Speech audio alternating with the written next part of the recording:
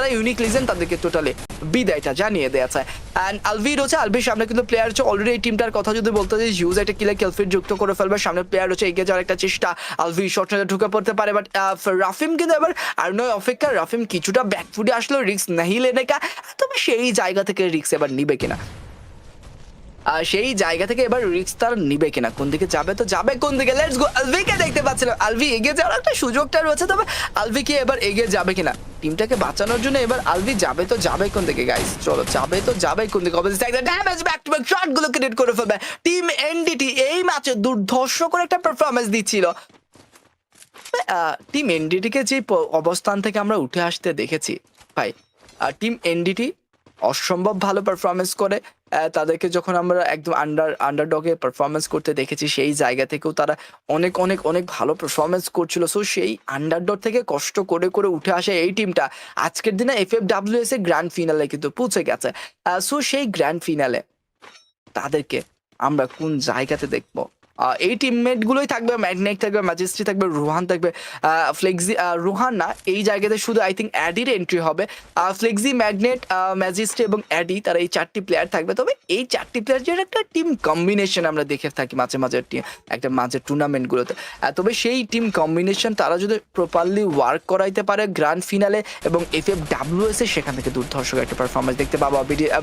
রোহানের take down, Rohan একটা knockdown বের করে ফেলে, নোভা নাইট থেকে ক্রাকেনকে টেক ডাউন করে ফেলা হয়েছে। এন্ড টিম এনডিটি পুরো 4টি অ্যাথলিট নিয়ে বেঁচে রয়েছে, লাস্ট 12 প্লেয়ার সার্ভাইভিং, সেই জায়গা থেকে আমরা দেখতে পাচ্ছি অলরেডি এনডিটি তারা পুরো 4টি প্লেয়ার নিয়ে থাকলে, ফ্লুক্সো, ফ্যালকন তারা কি পুরো 4টি প্লেয়ারের সাথে রয়েছে কিনা।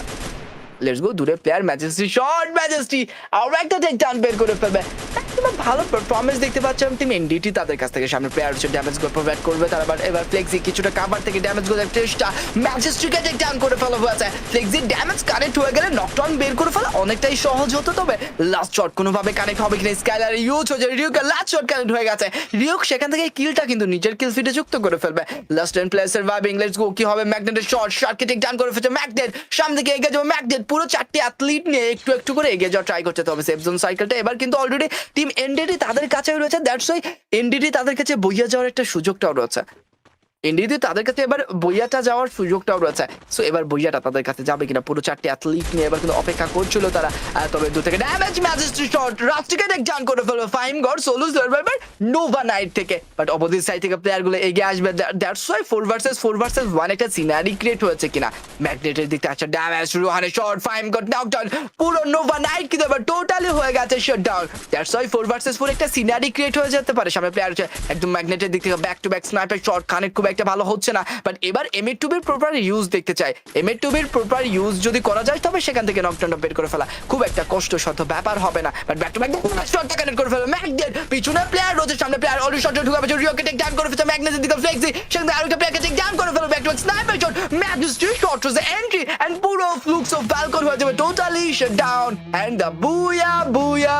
goes to Team NDT. What a